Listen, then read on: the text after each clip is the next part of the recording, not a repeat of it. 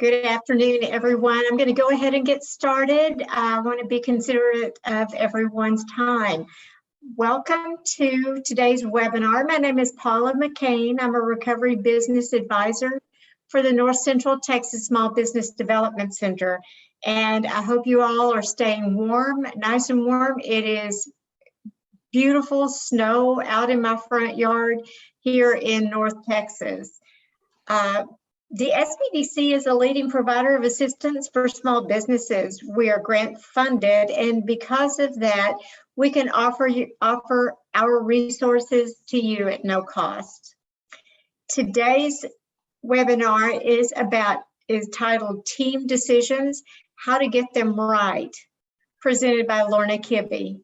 And if you would put your questions in the chat room, and Lorna will get to your questions throughout the presentation. Lorna is an ASBDC conference speaker. She's got 10 years of experience working with the SBDC Florida Gulf Coast University, and she is a leadership expert. Lorna, thanks for joining us this afternoon. Thank you. Good to be with you. It's just unbelievable that you have snow in your front yard. I really want to see a picture. It is gorgeous. Yeah, I'm in Florida, and last weekend we had the coldest temperature that we've had since 2012 where I am. And I think it was right at 30, and that was really cold. And there was a thing in the paper where someone went out, they had a pressure washer, and somehow they made snow in their backyard. And it was front page news, you know, that they made snow in their backyard and all the kids were playing in the snow because we don't have snow. So that was pretty cool. All right, happy to see everybody today. We have a really big topic. Leading and working on teams is our series. And today, team decisions. Ooh, when I started putting this content together for you to customize it and everything, I was like, what was I thinking? Because there's so much content here. Really a lot of good stuff. So I think we better get started on it right away because we have, you know, a limited time. Making decisions on a team. Difficult. I mean, sometimes it seems like people go too far in one direction and they cause so much conflict that we don't really even want to talk about it anymore. And then other times it seems like they just kind of nod their head and go along with whatever. Neither one of those things helps us to make great decisions. Just so you'll recall, the model that I've been using in this series is the 5 behaviors of a cohesive team, written by Patrick Lencioni and Wiley. I'm a licensed provider, licensed and accredited. So everything that I'm using, you know, it's licenses. I'm not like stealing anybody's stuff, because we've been talking a lot about the model here of the 5 behaviors of a team, which you may remember if you've read the best-selling book, The 5 Dysfunctions of a Team, that these are the characteristics of a high-performing cohesive team, according to Patrick Lencioni. It's a great model for us. And we've talked about all of these as we've been going along, because this is number 5 in our series. So we've talked about trust and how important that base of trust is. We've talked about conflict and how to do conflict productively. And today we're really going to focus a lot more on commitment, how to make team decisions that everyone is going to commit to and feel good about and be able to actually carry through. So the first question is, why is this a team thing? You know, making decisions is a leader thing, right? Why are we insisting that this has to be team inclusive? Well, there are a lot of reasons for that, and I'm sure some of you are aware of them. Probably if I had to summarize it, I would go with Ken Blanchard's quote, just to say, none of us is as smart as all of us. And that is so true. You know, when you have a team of people and we're all working together, we're much more creative, we have much better ideas.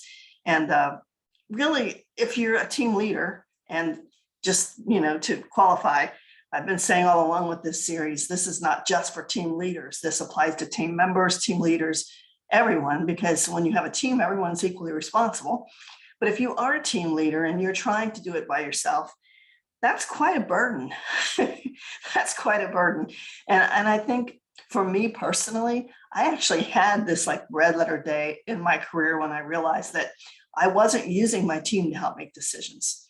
that I felt the weight of it, that I thought as the leader, I was supposed to be making all the decisions. And that was really hurting me more than helping me. For one thing, I had a lot of great talent on my team that I wasn't tapping into because I thought it was all up to me. That was a big mistake, because when I actually started including them, they had amazing, wonderful, great ideas I hadn't thought of. And the other big problem with that was that I didn't have true buy-in and commitment from my team, because I didn't give them a chance to weigh in on things and to buy into it and become committed to it.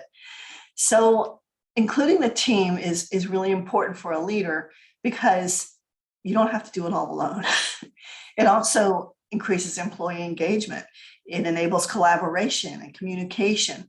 And face it, we have diversity on our teams, which is great, because that definitely leads to better decision making. We know that.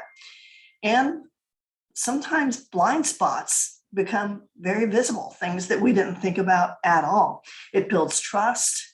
And the people who are actually going to have to implement this thing are right there with us in making the decision, which means we get buy-in, we get commitment, and that's very important.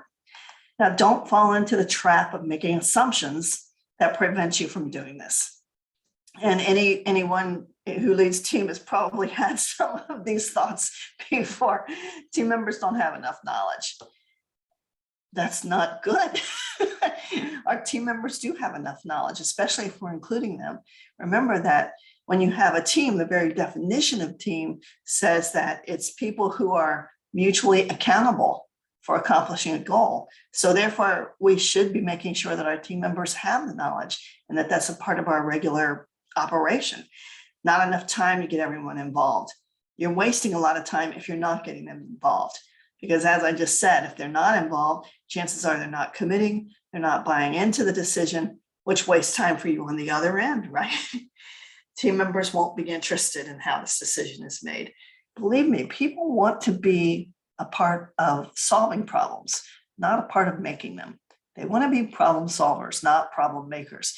So give them that opportunity. So if you have these assumptions about, I don't know if it's really worth the time to invest to include my team in making these decisions, I really urge you to give that some more thought, because the truth is, it's the only way to go.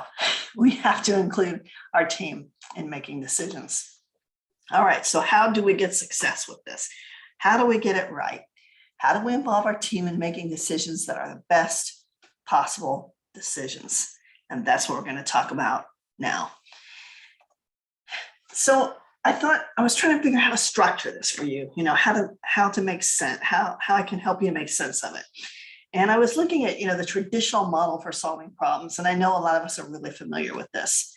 And you've seen this. This is the 7-step, problem solving model method. You've also probably seen 5 steps for solving problems, 4 steps for solving problems, 8 steps for solving problems. There's a million of these models out there, but they all come down to basically the same thing. First, we have to define the problem, then specify what will solve the problem, generate alternative solutions, analyze those alternatives, select the best one, implement and evaluate. And that's actually what I'm going to kind of use. I'm going to narrow it down a little bit to structure this today. So defining the model and specifying solution requirements, I'm going to classify that as clarifying. Clarifying what is the problem we need to solve. That's first. And then we need to unravel all of this. We need to find the right decision, which means we need to generate the alternative solutions, analyze the consequences, and then select the most likely alternative. And then finally, we need to actually do something about it. We need to execute. And that's the implementation and evaluation. So today's discussion this is how we're structuring it. Making a team decision. How do we do it? Well, let's cue it up. CUE. Let's cue it up. Let's clarify it. Let's unravel it. And then let's execute. Cue it up. Ready? Here we go. All right. We're going to start with clarify. Yeah, we know we need to clarify it. But there's really a lot that goes into this. And as I said, in our traditional model, this is defining the problem and specifying the solution requirements. But we really need to think about what is the problem that we need to solve? And how can we get good decisions if we're not absolutely clear on what the problem is? As well, it's up to us to define the parameters around the problem when necessary before we even take it to the team. You know, are there budget implications that are going to shape our decision? Are there legal implications? What are the parameters? All of this we need to understand. We need to be clear before we can take it to the team and ask for their help in making these decisions. This is from Albert Einstein. I think it says better what I'm trying to say. If I had only 1 hour to save the world, I would spend 55 minutes defining the problem and only 5 minutes finding the solution. There you go. My husband brought me a cold. Good news, it's not COVID, but every now and then I'm going to need to have a little drink here. Okay, it's tea, I promise. As you work to define the problem for the team, here are some things to consider. First, when you go to the team, how are you going to clearly explain your thoughts? Now, this is really important because your team needs to hear where you're coming from. They need to be able to rationalize. And in order to be able to rationalize, they need to understand how you rationalized. So how will you clearly explain this? What facts and information can you provide? You know, you need to be able to lay that out for them so they'll know exactly what they're facing. And finally, here's a question. What outcome do you really need? What are you looking for? What's the outcome? I mean, think about it. Think about it like this. Ask yourself these questions. How will things be when your problem is solved? Okay. What are you trying to get to? What will the result feel like, look like, sound like? Be as specific as you can about what solution it is you're looking for. And why? Why do you even want to achieve this result? You can see how it's important for you to understand these things before you take it to your team. And there's another step here. And we talked about this one other time, but I think it's really important I bring this back to you right now. And that's structuring your messages. Many team leaders are very good at going in and just telling people what they're thinking off the top of their head. But sometimes what happens when we do that is that we give mixed messages to different groups or different individuals. So once you've gone through all this, I want you to do this for me. I want you to structure your message. I want you to take a minute to grab a little index card or piece of paper, whatever you like. I have a little notepad on my phone. And just do this, write the purpose of what the problem is, write the purpose, what we need to do, what problem we need to solve, your talking points, and then what's next. If you can take time to do this and structure this before you bring this problem to the team, you will, through that figuring it out, come across some questions that they need answered, maybe see where some priority needs to be. It will really help you to think through it before you take it to them. I got an example to share with you. I made one up. Okay, so let's say that the purpose of this is we have to develop a strategy to recruit applicants for our team.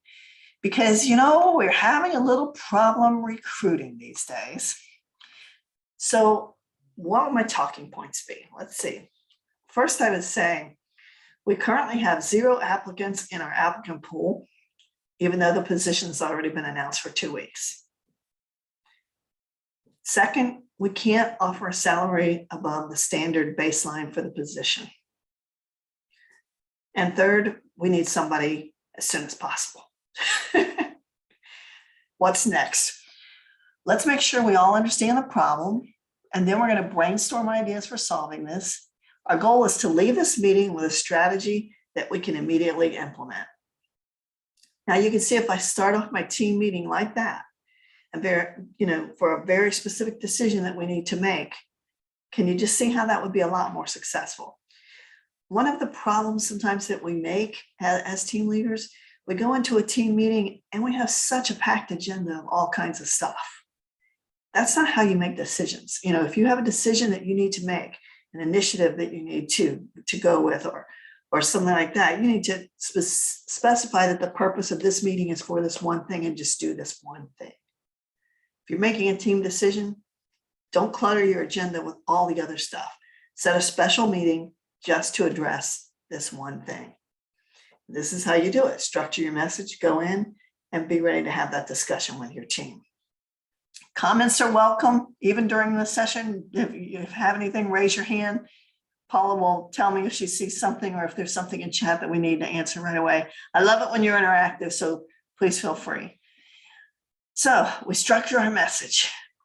And what we're doing here again is just trying to make sure that we have clarity around the problem so that we can solve the right problem in the right way. So let's take time to consider how things will be when the right decision is in place before we even talk to the team. But then maybe what we want to do is talk to the team about our vision of that and see what they have to add.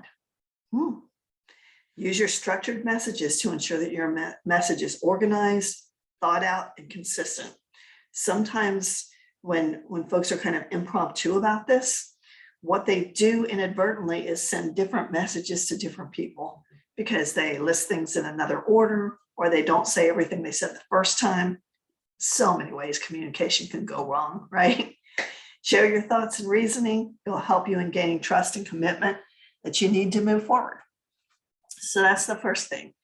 We have to make sure that we're clear on what the problem is before we can begin to unravel it and figure out a solution. Clarity. Now we're ready to unravel this thing. How do we make the right decision?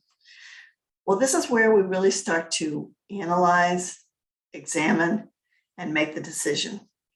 In the traditional model that I was talking about before, this is generating the alternative solutions. This is analyzing the consequence of each alternative and selecting the most likely alternative. So here are some suggestions for unraveling. And the first thing I would suggest to you, you're probably going to laugh and go, huh? But here it is. I'd suggest ground rules. I would suggest that you start with ground rules. What I find with many teams is that they've never had a discussion about ground rules. And these are just the basic rules and principles that govern the way something is done. And the team really needs to set those ground rules. So things like, is attendance expected? Is it mandatory? One team that I worked with told me that attendance for the team meetings was mandatory because they were making important decisions. I went to witness one of their team meetings and there were several people that weren't there. Well, it made sense. They were a healthcare facility and if they have an emergency, then they have to go. But yet the ground rules say this is a mandatory meeting. Do you see how that doesn't make sense? You have to reconcile those kind of things. I mean, when is it okay to be excused? Because when I asked that, nobody had any answers, which meant that every individual had the right to just say, this is more important, and they didn't come to the meetings. How are you going to make decisions? I mean, if you're thinking that maybe you're going to do some kind of a vote and majority rules, define majority. What's that mean? Is that the majority based on the number of people that are at the meeting, or based on the whole team, or based on what? So there are a lot of things to talk about with ground rules, and it sounds very basic, and it is. Maybe that's why it's often overlooked. People don't do it at all. So I really think that's the first thing, is set up the rules for how you want things to be done in your meetings. One of the big things I would encourage is, how are we going to facilitate it? And how are we going to make sure that everybody has input? Because you're going to hear me say it over and over, that the input has to come from every individual, not just a general discussion, but every individual has to be included in that. So I know that sounds kind of basic, like I said, it is, but I think it's a really important place to start. Now, hopefully you don't have to do this every team meeting, because what happens is these things become norms, right? And norms rule the office. So if you've never set ground rules, you already have norms in place, which may not be helping you. So it's time to maybe set ground rules and establish the new norms, what you expect, how you expect people to behave during these meetings. Like I just said, you have to be sure to involve everyone. And this means calling on every individual as routine practice. When something's not clear, probe. Watch to make sure, though, that no one person dominates. That's not a good thing, especially the leader. Really, a great team meeting, when I've seen great team meetings, I can't even tell who the leader is, because there's such discussion and debate on topics. Everybody's equally involved. Everybody's calling on each other, and you wouldn't even know really who the leader is. That's a really advanced, great team. Hard to get there, but they exist, and you can too. So keep an eye just to make sure that everyone's engaged. You have to watch the energy in the room sometimes too, because sometimes, and this gets into the next thing, which is facilitating. Sometimes you just need to take a little break. But your meeting does have to have facilitation. You do have to, maybe assign roles, assign somebody who's going to be an appointed dissenter. They're going to, on purpose, just disagree with what you say. Or maybe the role is to keep time, and watch the time on the topic and make sure that you're staying on time. Or maybe the role is just to call out anybody who's not speaking. So you might consider that. If things get heated, if things get rough, just stop, summarize what's going on, and keep going. And sometimes you just need to take a little break. Here's another thing that I find a lot of teams don't think about doing when they're trying to make decisions is breaking into groups. Now, I've only got 6 people on this team. Why would I break into groups? Because 2 people will talk to each other much more honestly than they'll talk to 6. So give them a breakout. Let them do 2 people at a time. Let them just talk about it, and then come back, and you'll find a whole new energy and a whole new level of discussion and engagement.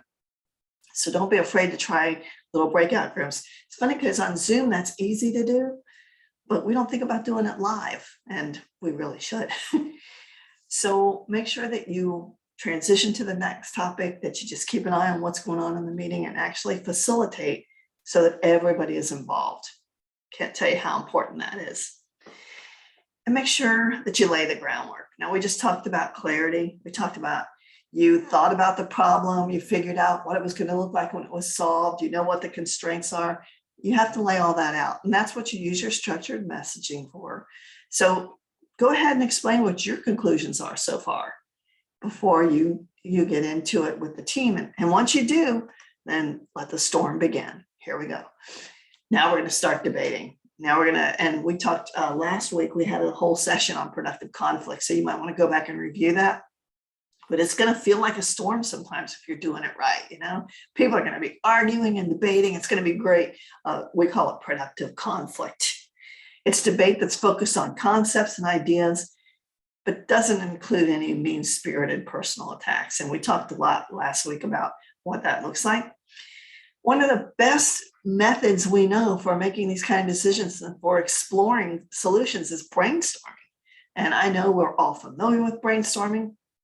And that's cool, and these free-flowing ideas, no judgment, don't allow for any extended discussion here. Just get all your ideas out on the page. It's really effective, and it's important. I'm going to give you some tips for that. But I do just want to caution you here to watch out for this one part here that says no killer phrases. Watch out for those no killer phrases, because there are some killer phrases like, it's not in the budget. That's going to kill your brainstorming session. We don't do things that way. I've had people say that to me. That's going to kill a discussion. We tried that before 5 years ago. Heard that one? We tried that before. It'll never work. Yeah. Or how about, yes, but, they teach us to say yes, and we can try that. So watch out for those killer phrases. See, this is what I'm talking about, ground rules. And your ground rules, you got to cover this kind of stuff and make sure that people understand what brainstorming is. You assume that everybody knows how to brainstorm. But if you're allowing for those extended discussions and this kind of killer phrases and opinions, that's not really brainstorming at its best. Make sure that you're keeping all those ideas recorded, like on a flip chart or a whiteboard, or however you do it, record everything. What I want to talk to you about here is breaking free on brainstorming. Moving it up a level, breaking free.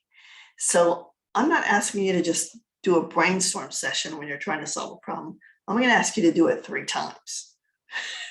Yeah. So the first time, just blurt out all the ideas that are close to the surface. Okay, fantastic. Now take a break. Then do it again. You won't believe it. You'll get a whole new level of ideas. And probably your real breakthrough will be when you do it for a 3rd time. Well, where'd that come from?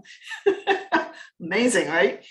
So sometimes we really rush that brainstorming process, especially when we have a really difficult problem. And in fact, this is one thing I would caution you on.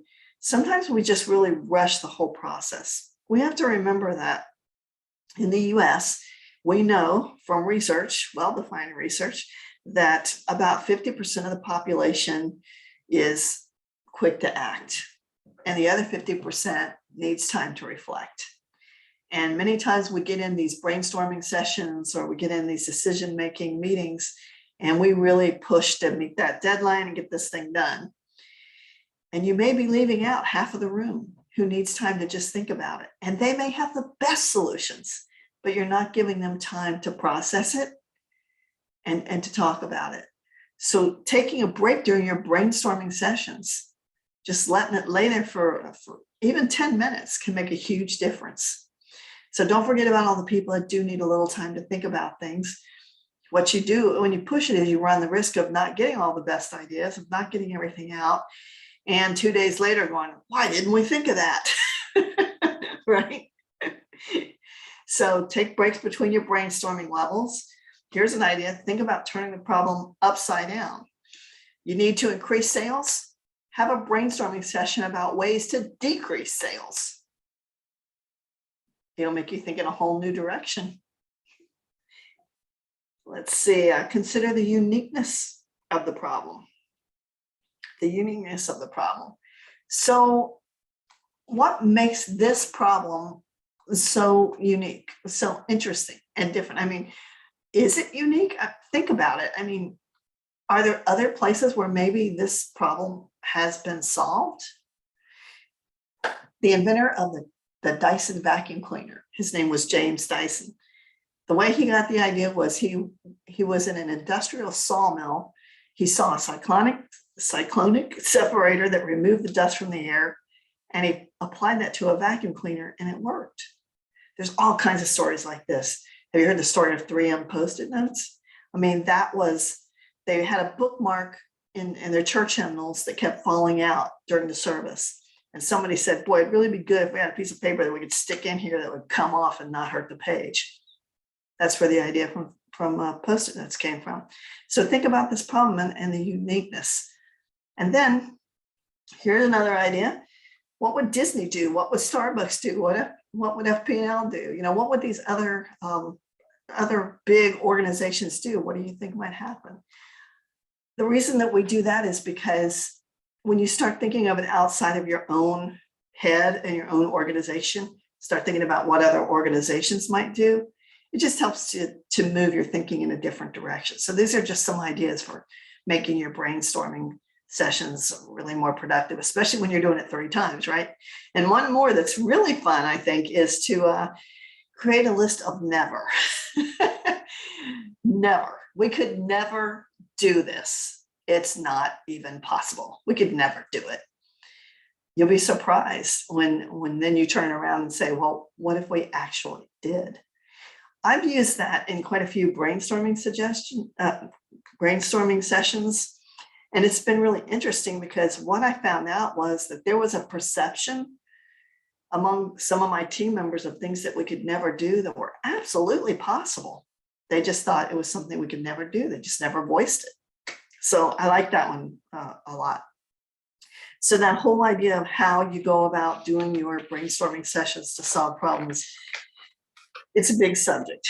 And if you're not familiar with brainstorming or with those methods, I encourage you to look at that a little more because it's really very, very helpful for us in solving problems. And don't forget about groupthink. We talked about groupthink at our last session, so you can go back and look at that. But this is failure to manage disagreement. And it really does hold teams back sometimes because, you know, you have one person who's disagreeing, but they feel like they can't disagree, and the team just kind of sweeps them up and everybody goes and does something that maybe somebody knew we shouldn't, or maybe that they all knew we shouldn't.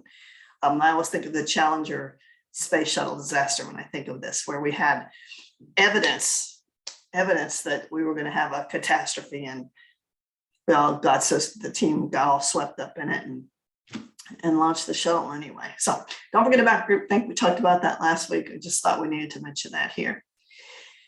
And decision-making tools. Oh my goodness, there are so many great decision-making tools. When I started looking at it, it's like, oh man, I could spend like a really long time just talking about all these great decision-making tools that are out there and possible. There's so many. And I can't talk about them all in this session because, we'd be here for a week. I mean, some of you may have a black belt certification or a blue belt certification where you've used a lot of these tools. Some of them are really, really easy to use. Some you might be familiar with. I mean, the input output thing, what goes in, you get a product and what comes out. There's all kinds of them. You've probably used a fishbone diagram. Maybe flow charts are very common, right? You use a flow chart to kind of chart the process, all kinds of various and aids analysis, pro-con kind of thing, and charts, flow charts, Pareto charts, all kinds of things that you can use. So especially if you have an extended session where you're trying to get ideas, I would encourage you to go look at some of these things. There's, like I said, there's a lot of great stuff, probably a little bit outside the scope of what we're doing here today, but all kinds of ways to help you make decisions. I've had tremendous success with a really simple one called the barrier and aids analysis, and that's really a pro-con, pro-con thing. Like, what do you think would work and why shouldn't we do this? And just, it helps people to weigh the options. So whatever you use, just know that there's a lot of things available. And then finally, we have to analyze the consequences. As we continue to unravel this whole thing, we have to ask, okay, what mental blocks do we have here on these alternatives that might be holding us back? How can we open our minds to it? We can ask people to purposely ask us really dumb questions. Those really basic elementary questions. Sometimes it's a good idea when you're trying to solve a tough problem to bring somebody in the meeting who has no knowledge of anything, because they do ask those dumb questions, the really elementary stuff that sometimes brings something to light that we didn't think of. Are there legal implications? What's going on? And here's another one. Maybe ask them to consider to go 5 years from now. How will the solution look in 2 years? How will it look in 5 years? Will this still be a good solution in 2 or 5 years? How will it look? I call that back to the future.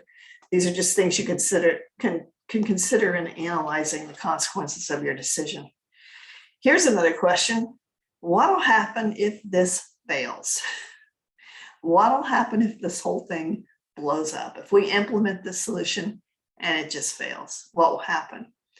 That's a really good question to consider. Will we go bankrupt? What will happen to the organization? How far back will we have to go to undo what we did? Will we lose staff? What could possibly happen? Are there legal implications again? Another question to ask here is, how about timing? How is our timing on this? Is this the right time for this solution or not? Because they're, just like with everything we've been through with COVID, it's like, I'm sure there were a lot of things we were probably thinking about doing that we kind of changed direction on because timing wasn't right. So you got to consider the timing. So those are just all kinds of questions that you can ask the team to help you consider all these consequences and to analyze what might happen as a result of this. I think that's a really important step. What I find is that usually someone brings up something that nobody had thought of before. And boy, I would much rather hear that right now instead of after we start putting this thing into motion. So I appreciate that. Okay. Whew. So now we're into making the final decision. What really is the best choice? Well, in making the decision, there's a few things that we need to talk about. We need to talk about consensus. And I want to talk to you again about consensus. I know we've talked about consensus before, but consensus means that everyone agrees to support the decision of the team, which is really different from everyone just agreeing with the decision. I stress this one because I've seen it so many times. I've seen so many team meetings where the team leader says, does everyone agree? People nod their heads and we go out thinking that we agree. And then you hear on the other side of the door, somebody saying, boy, that's a stupid idea. That'll never work. So it's really important that we know how to test consensus and try to take care of that before it happens. And I will review how to test consensus right after this slide because I think it's that important. We might just vote. We could vote majority rules, but remember, if we do that, we have to define what majority means before we agree on that decision. So could be majority rules. That's a little more dangerous than consensus just because you're going to have people who don't necessarily agree and may or may not fully commit. I would rather take time to try to get that consensus and get the support of everyone and listen to all of the arguments and all of the problems and what everybody's thinking about before I vote. But if it comes to that, sometimes that's what you have to do. And then, there are times when the leader just has to make a decision. And in that situation, again, I think it's really important to involve everyone, to ask for everyone's opinion, and to acknowledge, we're leaving today and Jason is not fully on board with this. So we're going to be really sensitive to that. But you know what? I'd much rather know that Jason doesn't agree now and then have him nod his head and pretend like he does. So sometimes the leader just has to make a decision, especially when the group can't really come to a agreement, which isn't that unusual. And there's this great method called multi-voting, and I'm going to show you that one too, because I think this is something I'd really recommend that you look at. But let me just go back over consensus. Like I said, I know we did this before, but this is just so important. Everyone agrees to support a team decision. Not everyone agrees. And here's how you test consensus. So we've gone through all of this work to analyze and to come up with what we think is the best decision. So now we're going to review that final choice. And we're going to take time to summarize agreements, which means we're going to stop and repeat everything we've just done. We're going to say, we've talked about these 5 solutions. We've agreed on this one solution. Here's what it looks like. And we summarize the whole thing. Just go back to make sure that we've stated it right, that everybody hears the same thing. Now, before I go further, let me just ask, did I get that right? Do you have any final thoughts on this decision? So give everybody time to just really be a part of that. Then we're going to seek support one person at a time. One person at a time. So that means going from person to person and saying, Anita, when we leave the room, can you support this decision? Christine, when we leave the room, can you support this decision? John, when we leave the room, can you support this decision? It sounds like a lot to say it like that, because look how many people you have to go around and say that to. But it's so critical that you do that, because you're going to find out that not everyone's on board. They really need an opportunity to tell you that. They need an opportunity to weigh in. As Patrick Lencioni says, you can't expect people to buy in if they haven't had an opportunity to weigh in. And if they don't buy in, then you can never expect commitment. And that's what we need. We need commitment. So we have to go person by person. And when Nicole rolls her eyes at me, I need to stop and say, okay, Nicole, obviously we still got some issues, and what's going on? And let her ask her questions or express what she's thinking and feeling. Here's the thing. The truth is that people will eventually agree to support. They will understand that of all the solutions we have, this is probably our best one. Even though you don't like it, you understand that it's the best one because you've had an opportunity to express it. The team has discussed your concerns, and you can support it going forward. And that's what you're going for. Or like I said, maybe you have that one person who doesn't support it, but at least you know. And that's when the leader has to say, okay, everybody here's on board. John still has some worries about this. This is what we're going to do. We're going to move forward. And, just keep an eye on John and see, what goes into his future there with this. The multi-voting that I told you about, what I would love for you to do is after the session, Google this, because this is such a great technique for making decisions as a team. And the way this works, let me see if I can explain it to you a little bit. I don't know if any of you have ever done this, if you've been involved in it, but it's like this. To demonstrate this in classes, sometimes what I do is I say, okay, we've decided as a class to go to lunch. So I want to hear some ideas about the best place to go to lunch. And we brainstorm. And so people throw out all these ideas for going to lunch, right? Just it's a really simplistic example, but I think I'll show you what I mean. Then what we do is we review our list of ideas and we consolidate it, so now maybe we have 10 choices. And based on the number of people we have in the room and the number of choices, we give each person a specific number of votes. So in this case, I might say, all right, everybody here has 3 votes, and you can't vote for the same thing 3 times. You've got to go up there and tell me what are your 3 favorite choices. So it can be completely anonymous. You can use Post-it notes to do it. You can use a marker to do it, whatever you want. So they go up to the flip chart, wherever you've written your list, and they put their Post-it note or mark 3 things. No priority order. These are just my 3 votes out of those 10. That narrows your list a lot. Usually you then can eliminate a lot of choices and do it again.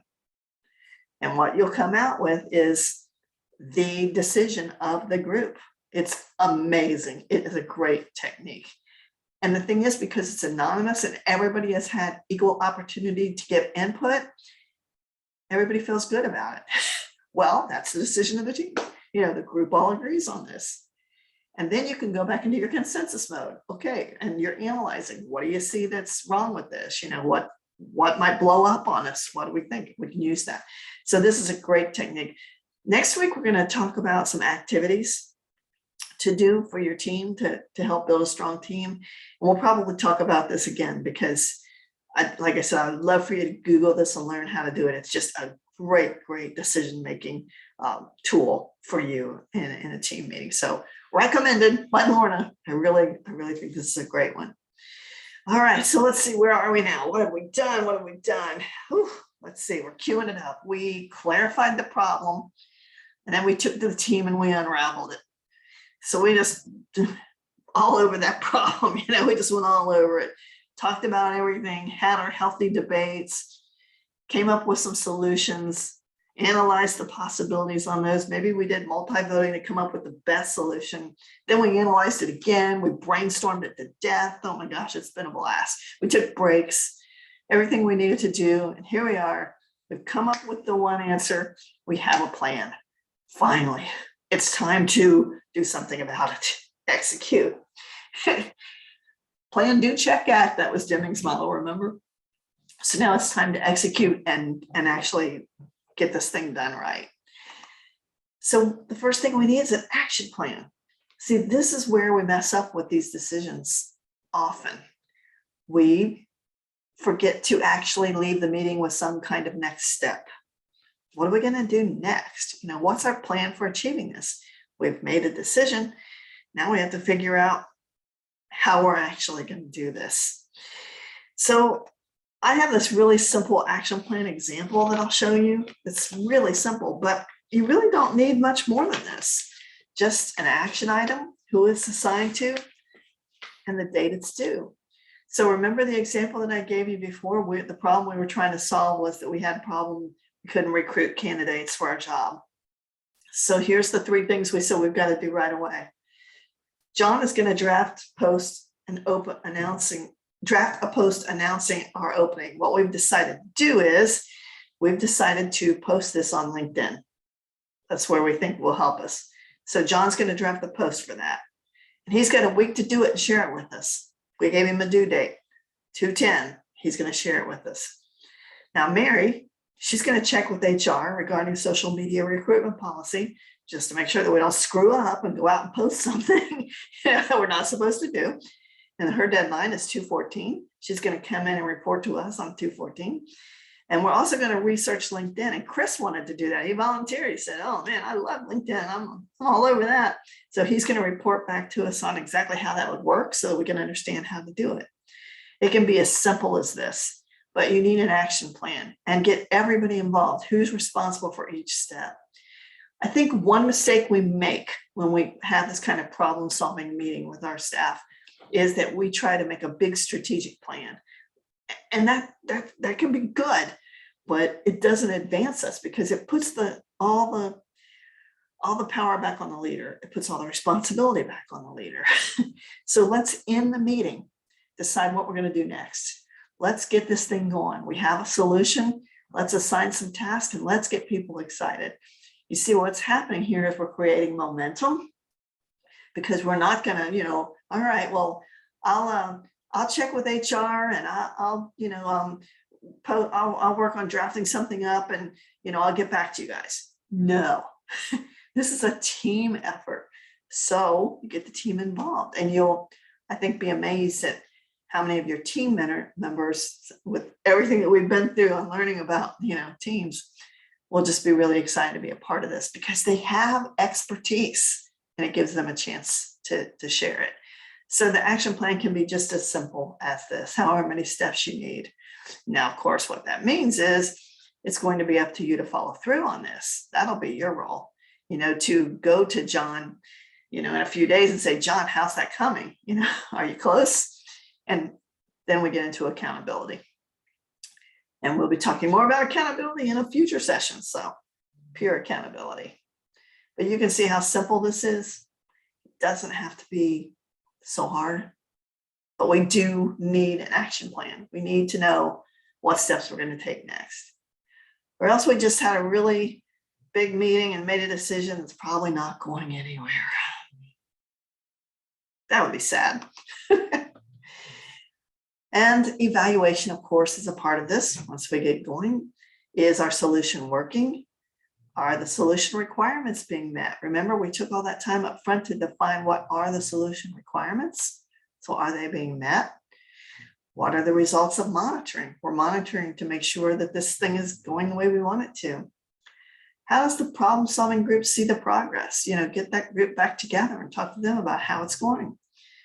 And sometimes do stakeholder surveys. So what is that telling you? So you have to evaluate and adjust, just with anything.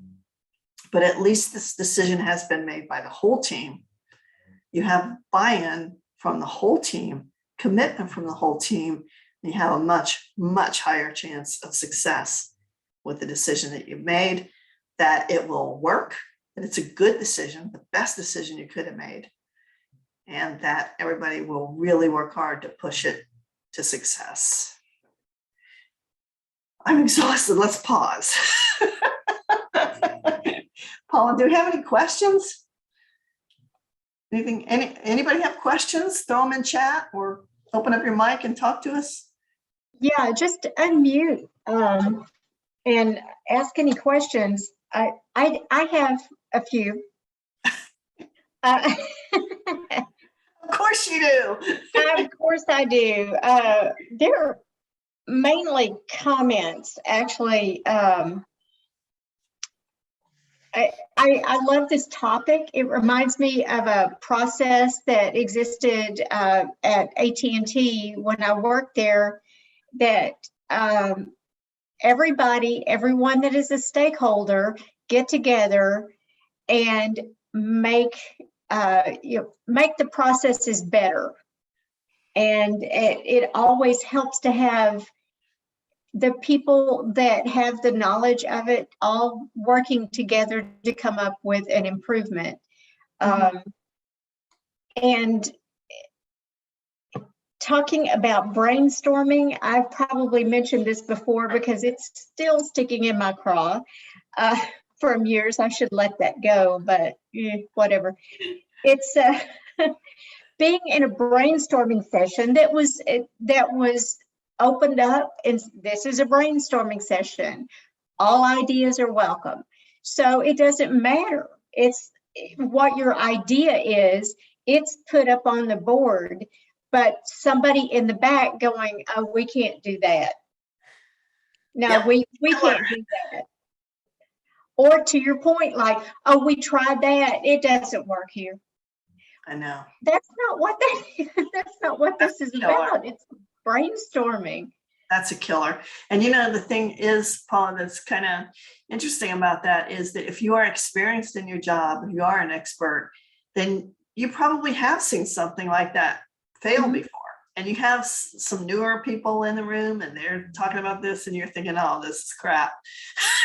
But you know, the truth is, remember we talked about timing? Maybe at that point in time, it didn't work, but now it might be exactly what we need. So we have to use some real personal constraint on this to be open as well. You know, we especially, I find, especially when people are experienced or experts, they're more apt to make those kind of killer comments. So we have to work on ourselves sometimes to let those ideas flow and not use those killer phrases. Yeah, be willing to work on yourself. Be willing to be open to changes, and because when you've got a very diverse group, even if you're diverse in age, you're going to get a whole lot of different ideas than you would have 10 years ago. Right. But think about how valuable it's going to be in the process when you get to the part about consensus and you say, you know, Lorna, will you support this? And I can see you have a problem. So what's up? And I'm going, well, to be honest, you know, I was here when we did this 5 years ago and it didn't work. Now I can say that. And then you can say, why didn't it work? Yeah. And you can have a discussion about whether it is a timing thing, that maybe it will work now. But boy, to be able to have that information come out and really discuss it is going to give you such a better result than if someone picks one of those killer phrases and says, well, never mind, right? Yeah, really. Plus, how demeaning is that to your employees too? You know, I mean, it hurts when you're given an idea that you think is great and somebody's in the back going, oh, I don't think it's going to work. Yeah. How rude. Yeah. Well, and do you really want to add anything to that discussion after that? I know, right. So you shut up. Yeah. You're right on target.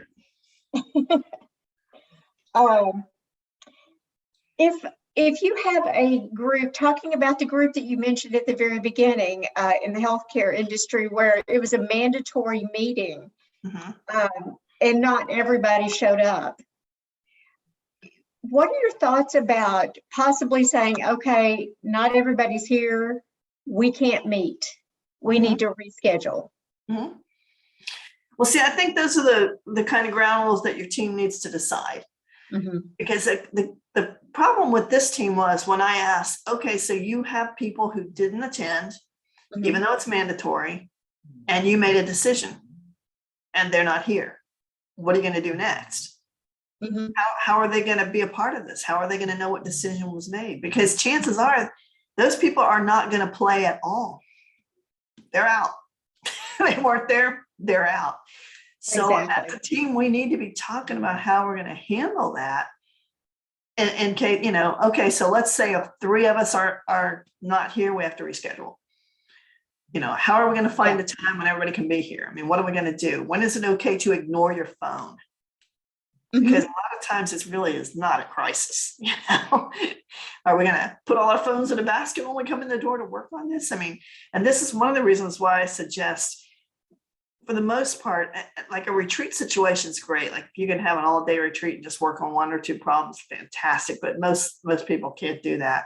So don't try to make your meeting a marathon meeting. Break it up. You know, we're gonna have 3 meetings on this, but just make sure you hold them together close in time, because you got to keep that momentum going. You know, I've seen teams where they're like, oh, we have this problem and we're going to set up 6 meetings to deal with this. We're going to have 1 meeting a month. By the time they get to month 3, they don't even know why they're meeting. That's right. I know I got to be here, but I don't. It's like, we're going to meet every day from 8 to 9 for 3 days. Cool. You know, momentum. So basically what you were putting up there is just a project management plan, a project plan. Yep. With yeah.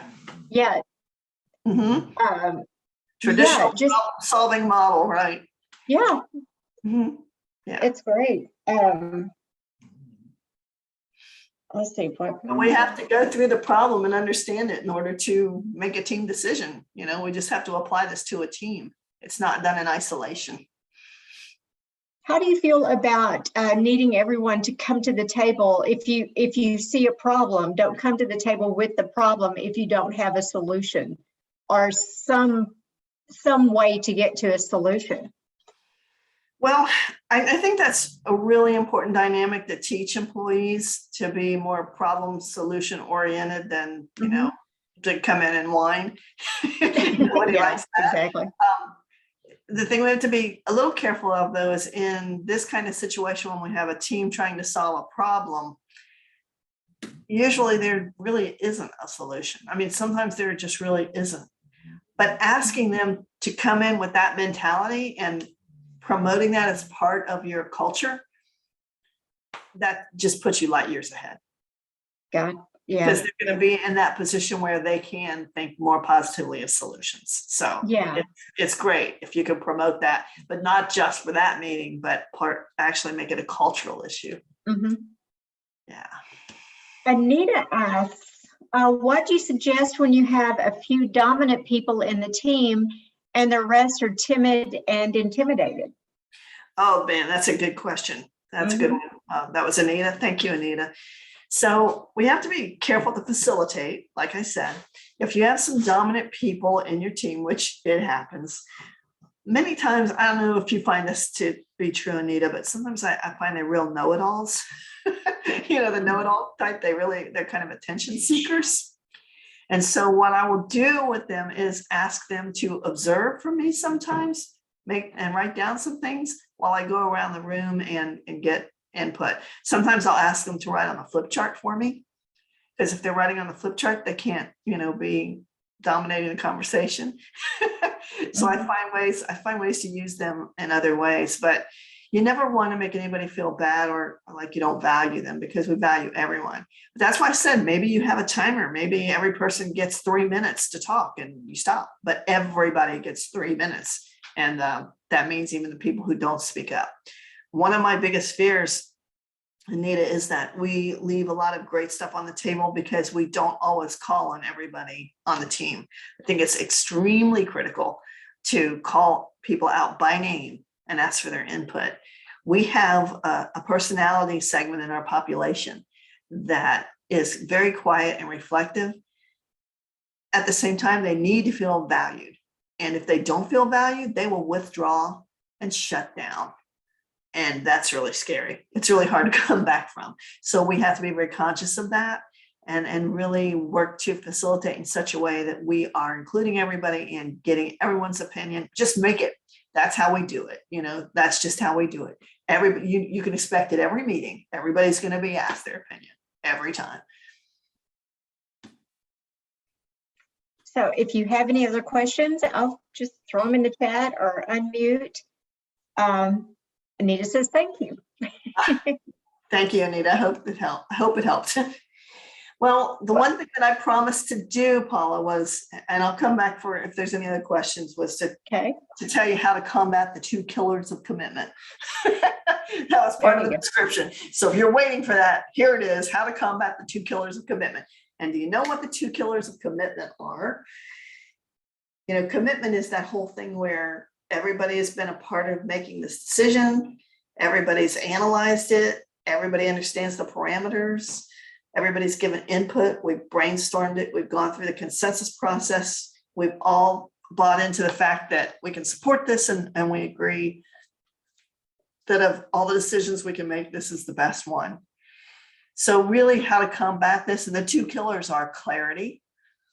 People don't understand what we're doing. They're not clear on expectations. They're not clear on what we're doing. They're not clear on next steps. They're not really clear on the problem in the first place. That's one of the killers. And the second killer is buy-in, which means that you didn't take time to let everybody weigh in, or you rushed the decision. And that's what I've been talking about all along. The way to combat this is very simple. Every individual has to be involved in every stage and everything that you do. Every person on the team has to be a part of it. And that will combat those killers and just knock them right out of the park. Because remember, we've been talking all the time about this model.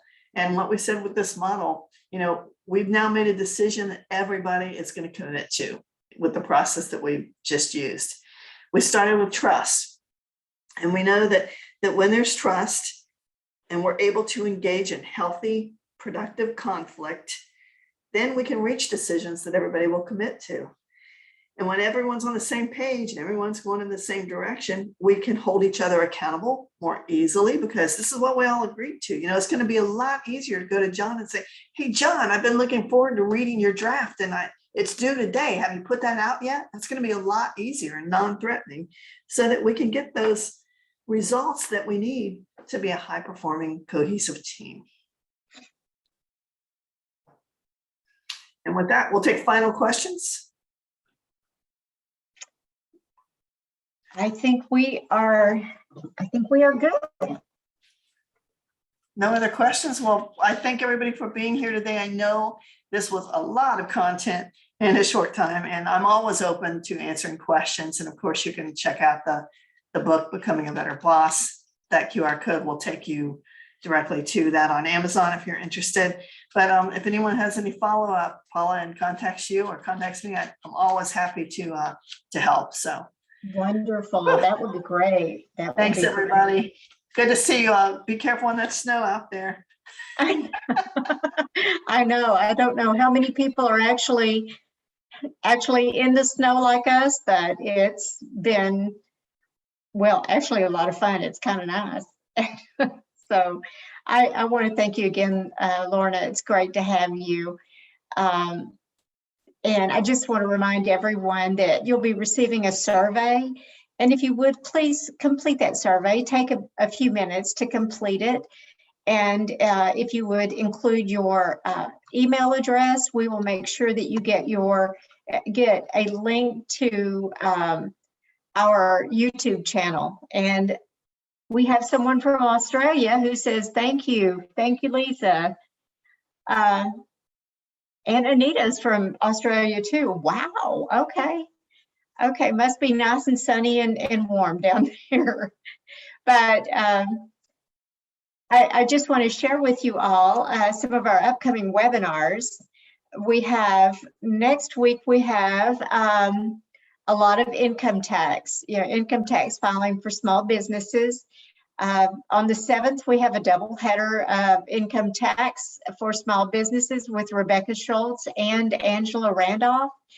Then we have Anna Hay coming back to talk about customer services with Make It a Great Day.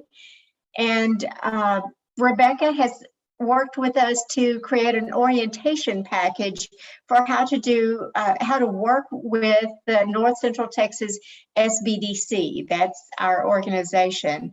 Lorna's back with the next installment of her series, Team Building Activities You Can Do. We have Intro to QuickBooks Online Payroll Part 1. We are so glad to have our QuickBooks series going on with Stacy. And then Angela's back on the 14th, Managing Cash Flow during periods of uncertainty. Who doesn't need to hear that now? If you want to register for these webinars, you can use that QR code in the upper right-hand corner. That'll take you right to our Eventbrite. And you can register there, or you can go to sbdc.nctc.edu. That's our website. You'll be able to check out the website, register for those webinars, get information, schedule an appointment with an advisor. Lots of resources there available to you just on that website alone too. We're always happy to work with you in any way that we can. We are grant funded, as I mentioned, so I would like to thank the Small Business Administration, the state of Texas, the North Texas Regional District Office in Dallas, as well as our host at North Central Texas College. And because of them, we're able to bring resources to you and webinars such as this at no cost. Thank you all. We appreciate your participation, and this will end the webinar. Everyone have a great afternoon and stay warm. Thanks. Bye-bye.